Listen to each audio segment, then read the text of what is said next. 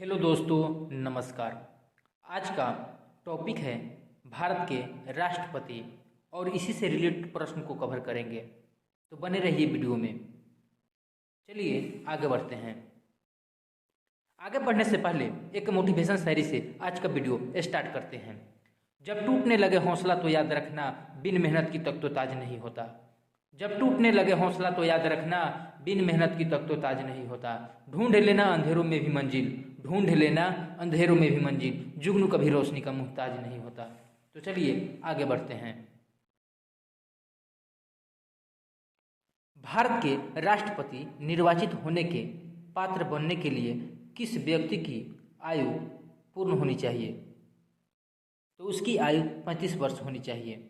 भारत के राष्ट्रपति निर्वाचित होने के पात्र बनने के लिए किसी व्यक्ति की आयु पूर्ण होनी चाहिए 35 वर्ष की। तो आपका सही आंसर हो जाएगा ऑप्शन डी।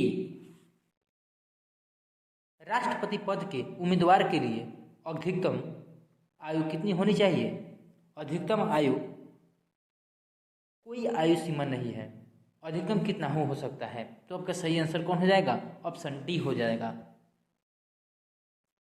एक व्यक्ति राष्ट्रपति पद के लिए अधिकतम कितना बार निर्वाचित हो सकता है? तो कोई सीमा नहीं है। तो आपका सही आंसर हो जाएगा ऑप्शन डी। अगर आपको इस वीडियो का पीडीएफ चाहिए तो टेलीग्राम चैनल का लिंक वीडियो के डिस्क्रिप्शन में दे दिए हैं, आप वहां से ज्वाइन कर लीजिए। चलिए आगे बढ़ते हैं। राष्ट्रपति का निर्वाचन किस प्रकार से होता है? तो अप्रत्यक्ष रूप से होता है। राष्ट्रपति का निर्वाचन अप्रत्यक्ष रूप से होता है। तो आपका सही आंसर हो जाएगा ऑप्शन बी। राष्ट्रपति पद के निर्वाचन हेतु कौन सी पद्धति अपनाई जाती है?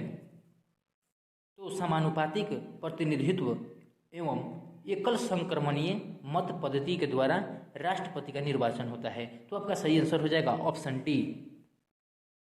किस अनुच्छेद के तहत राष्ट्रपति अपने पद ग्रहण करने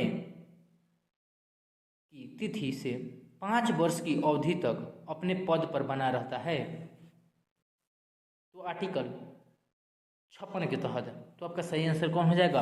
ऑप्शन बी हो जाएगा। राष्ट्रपति के चुनाव के लिए निर्वाचक मंडल में होते हैं संसद के दोनों सदन तथा विधानसभाओं के निर्वाचित सदस्य होते हैं उसमें। तो आपका सही आंसर कौन हो जाएगा? ऑप्शन बी हो जाएगा। भारत के राष्ट्रपति के निर्वाचन के बारे में निम्नलिखित में से कौन सा कथन सही नहीं है? तो राष्ट्रपति के निर्वाचन के संबंध में यदि कोई विवाद हो तो वह सर्वोच्च न्यायालय के अधिकार क्षेत्र में नहीं आता। तो आपका गलत आंसर चुनना था, तो ऑप्शन डी हो जाएगा। भारत के राष्ट्रपति को उसके पद से हटाया जा सकता है। तो भारत के राष्ट्रपति को उसके पद से हटाया जा सकता है संसद के द्वारा। तो आपका सही आंसर कौन हो जाएगा? ऑप्शन डी हो जाएगा। भारत के राष्ट्रपति को पद से हटाने की प्रक्रिया क्या है? तो संसद के द्वारा महाभियोग लगा करके आर्टिकल 61 के तहत राष्ट्रपति को हटाया जा सकता है। तो आपका सही आंसर हो जाएगा ऑप्शन डी। निम्नलिखित में से राष्ट्रपति पूर्व में केंद्रीय गृह मंत्री थे? ज्ञानी जैल सिंह। राष्ट्रपति पूर्व में केंद्रीय गृह मंत्री थे ज्ञानी जैल सिंह। तो आपका सही आंसर कौन हो जाएगा? ऑप्शन डी हो जाएगा। भारत के राष्ट्रपति निर्वाचित होने से पूर्व निम्नलिखित में से कौन उपराष्ट्रपति नहीं थे? तो ज्ञानी जैल सिंह नहीं थे। तो आपका सही आंसर हो जाएगा ऑप्शन डी। भारत के चौथे राष्ट्रपति कौन थे? तो बीबी गिरी थे। तो आपका सही आंसर कौन हो जाएगा? ऑप्शन ए हो जाएगा। सबसे लंबे समय तक भारत के राष्ट्रपति कौन रहे हैं? तो राजेंद्र प्रसाद जी रहे हैं। तो आपका सही आंसर हो जाएगा ऑप्शन ए, राजेंद्र प्रसाद। भारत का राष्ट्रपति चुने जाने वाले प्रथम गैर कांग्रेसी उम्मीदवार कौन थे? तो यहाँ बीबी गिरी थे। तो आपका सही आंसर कौन हो जाएगा? ऑप्शन ए हो जाएगा। संसद का अधिवेशन बुलाने का काम राष्ट्रपति का है। संसद का अधिवेशन बुलाने का काम किसको है? तो राष्ट्रपति को है। तो आपका सही आंसर कौन हो जाएगा? ऑप्शन डी हो जाएगा। राष्ट्रपति को कौन सहाय एवं मंत्रणा दे सकता है? तो यह संघीय मंत्रिपरिषद दे सकता है। तो आपका सही आंसर हो जाएगा ऑप्शन डी। भारत के राष्ट्रपति ने आर्थिक संकट की घोषणा कब की थी? कभी नहीं की थी। आर्थिक संकट की घोषणा कभी नहीं की थी। तो आपका सही आंसर हो जाएगा ऑप्शन डी। विदेशों को भेजे जाने वाले विभिन्न संसदीय प्रतिनिधि मंडलों के लिए व्यक्तियों का नामांकन निम्नलिखित में से कौन करता है? तो यह राष्ट्रपति करते हैं। तो आपका सही आंसर हो जाएगा ऑप्शन सी। भारत के निम्नलिखित में से किस मुख्य न्यायाधीश ने कुछ समय तक भारत के राष्ट्रपति के रूप में भी कार्य किया है? तो यह न्यायमूर्ति एवं हिदायतुल्लाह। तो आपका सही आंसर हो जाएगा ऑप्शन डी। निम्नलिखित में से कौन राष्ट्रपति का कार्य नहीं है? किसी सत्र के अंतर्गत लोकसभा की बैठकों का आहूत करना, यह राष्ट्रपति का कार्य नहीं है। तो आपका सही आंसर हो जाएगा ऑप्शन डी। विदेशी देशों के सभी राजदूतों का कमिश्नरों के प्रत्येक पत्र किसके द्वारा प्राप्त किए जाते हैं? तो यह राष्ट्रपति के द्वारा प्राप्त किए जाते हैं। तो आपका सही आंसर हो जाएगा option B, sorry option C हो जाएगा आपका राष्ट्रपति। राष्ट्रपति किस विधेयक को पूर्ण विचार के लिए नहीं लौटा सकता? तो धन विधेयक को पूर्ण विचार के लिए नहीं लौटा सकता। तो आपका सही आंसर हो जाएगा ऑप्शन सी। यदि राष्ट्रपति द्वारा किसी विधेयक को पूर्ण विचार के लिए लौटाया जाता है तो वह किस वीटो का प्रयोग करता है? तो वह निलंबनकारी वीटो का प्रयोग करता है। तो आपका सही आंसर कौन हो जाएगा? ऑप्शन बी हो जाएगा। राष्ट्रपति निम्नलिखित में से किस सूची के विषय पर अध्यादेश जारी कर सकता है? तो यह संघ और समवर्ती सूची के विषय पर अध्यादेश जारी कर सकता है। तो आपका सही आंसर हो जाएगा ऑप्शन डी। भारत एक गणतंत्र है, इसका अर्थ क्या है? भारत में वंशानुगत शासन नहीं है। तो आपका सही आंसर हो जाएगा ऑप्शन सी। भारत में राष्ट्रपति चुना जाता है तो देखिए निर्वाचित संसदों और विधानसभाओं के सदस्यों के द्वारा। तो आपका सही आंसर कौन हो जाएगा? ऑप्शन डी हो जाएगा। भारत के राष्ट्रपति के चुनाव के लिए मंडल के सदस्य होते हैं। तो इसमें देखिए कौन कौन होते हैं।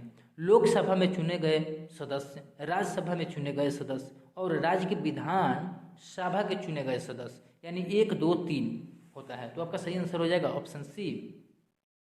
राष्ट्रपति के चुनाव में विवाद होने पर किसकी सलाह ली जाती है?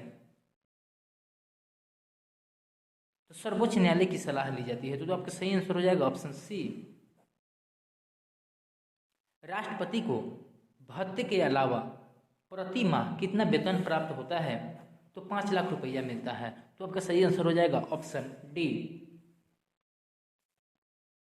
नामांकन के समय राष्ट्रपति पद के उम्मीदवारों को जमानत के तौर पर कितना रुपया जमा कराना पड़ता है?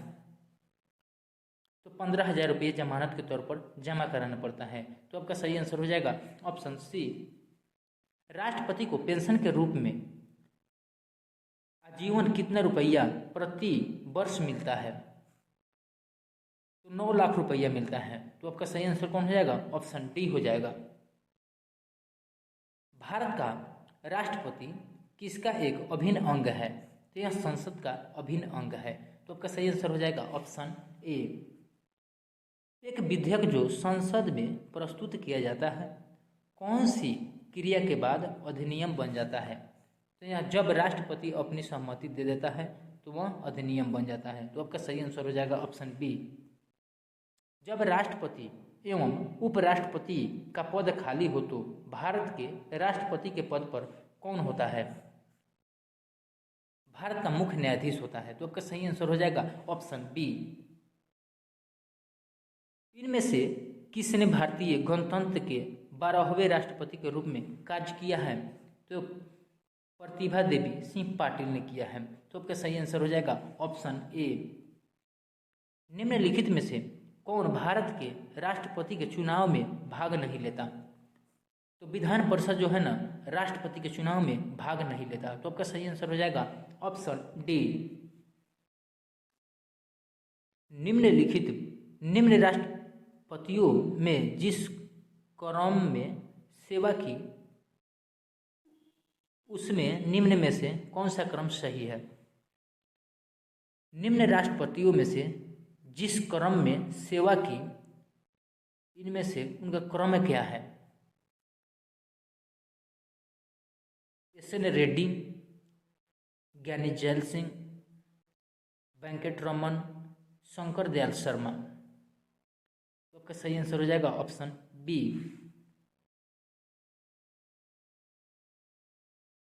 लोकसभा द्वारा पारित विधेयक यदि राष्ट्रपति लोकसभा को पूर्ण विचार के लिए लौटाता है तो लोकसभा उस पूर्ववत पास करके राष्ट्रपति के पास भेज देती है, तो राष्ट्रपति विधेयक को अनुमति देगा। तो आपका सही आंसर कौन हो जाएगा? ऑप्शन सी हो जाएगा। अध्यादेश जारी करने का अधिकार राष्ट्रपति का कौन सा अधिकार है? तो विधायी अधिकार है। तो आपका सही आंसर हो जाएगा ऑप्शन ए। भारत के राष्ट्रपति की तुलना निम्नलिखित में से किससे करना सर्वाधिक उचित है? तो ब्रिटेन के सम्राट से करना उचित है। तो आपका सही आंसर हो जाएगा ऑप्शन सी। भारत में कार्यपालिका का अध्यक्ष कौन होता है? तो राष्ट्रपति जी होते हैं। कार्यपालिका का अध्यक्ष कौन होते हैं? तो राष्ट्रपति जी होते हैं। तो आपका सही आंसर हो जाएगा ऑप्शन ए। संघ की कार्यपालिका शक्ति किसमें निहित होता है? तो राष्ट्रपति में निहित होता है। भारत का राष्ट्रपति राज्य का प्रधान है। भारत का राष्ट्रपति राज्य का प्रधान है। भारतीय संविधान के अनुसार देश का प्रथम नागरिक कौन होता है? तो राष्ट्रपति जी होते हैं। तो आपका सही आंसर हो जाएगा ऑप्शन ए। कार्यकाल पूर्ण होने से पहले भारत के राष्ट्रपति को उनके पद से कौन हटा सकता है? तो संसद के द्वारा जो है ना महाभियोग लगा करके हटा सकता है। तो आपका सही आंसर हो जाएगा ऑप्शन डी। राष्ट्रपति पर महाभियोग का आरोप एक संकल्प के रूप में संसद के किसी भी सदन में लगाया जा सकता है। यह कम से कम कितने दिन की लिखित सूचना के बाद प्रस्तुत किया जाना चाहिए? तो यह 14 दिन के अंदर अंदर। तो आपका सही आंसर हो जाएगा ऑप्शन बी। संसद में राष्ट्रपति के विरुद्ध महाभियोग प्रस्ताव पास करने के लिए कितने सदस्यों का समर्थन होना जरूरी है? तो सदन के कुल सदस्यों में से कम 2/3 सदस्य का होना आवश्यक है, समर्थन देना आवश्यक है। तो आपका सही आंसर हो जाएगा ऑप्शन बी। भारत के राष्ट्रपति को कार्य अवधि की समाप्ति के पूर्व भी पद से हटाया जा सकता है महाभियोग लगा करके। तो आपका सही आंसर कौन हो जाएगा? ऑप्शन सी हो जाएगा, महाभियोग के द्वारा। वीडियो कैसा लगा आप कमेंट बॉक्स में जरूर बताइए। वीडियो अच्छा लगे तो लाइक, शेयर और सब्सक्राइब जरूर कीजिए। अगर इस वीडियो का पीडीएफ चाहिए तो टेलीग्राम चैनल का लिंक वीडियो के डिस्क्रिप्शन में दे दिए हैं, आप वहां से ज्वाइन कर लीजिए। तो चलिए मिलते हैं अगले वीडियो में, तब तक के लिए जय हिंद, जय भारत।